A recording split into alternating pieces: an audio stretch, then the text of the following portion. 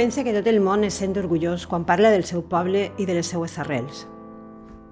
Des de fa anys, treballem per a la gent d'Alfara, amb el compromís d'aconseguir un govern més obert, un govern accessible per a tots els veïns i veïnes.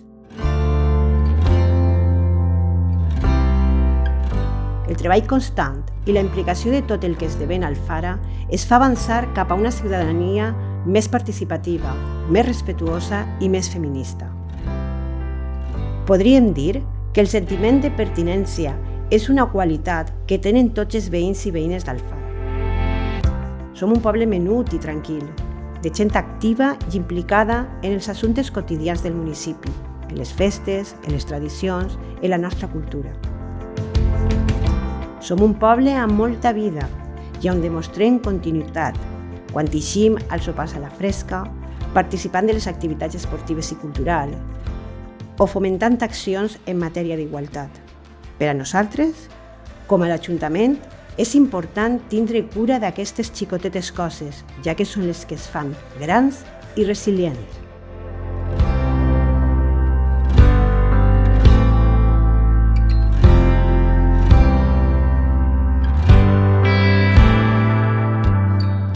Mirar per el poble és el nostre objectiu, però també som conscients que per aconseguir-ho deguem treballar en equip. Els grups que componen el plenari, el personal de l'Ajuntament i, en general, totes les persones que formen part del consistori tenim un deure amb el poble, un deure que, encara que és compartit, requereix un esforç de millorar dia a dia. Podem estar ben orgullosos del que tenim i de la nostra capacitat d'adaptació. El treball constant del consistori és salvaguardar el patrimoni cultural municipal. El projecte de restauració i conservació del castell, com del convent de Sant Didac, és un objectiu per garantir les arrels del municipi. Treballar per l'accessibilitat de totes les persones als espais públics i seguir treballant per lograr més zones verdes on disfrutar del temps lliure estiga garantit. Dels projectes pròxims, balcons al Carraixet, es donarà una zona al costat del barranc on passejar i disfrutar a l'aire lliure, d'una zona emblemàtica per al poble, ja que dins del projecte està el netejar i que es quede ben visible el paretó. Treballar per mantenir les arrels d'un poble, però avançant cap a la modernitat. Però en van acabar més, sobretot quan s'implante la rehabilitació de la Iglesia de San Diego per a usos culturals.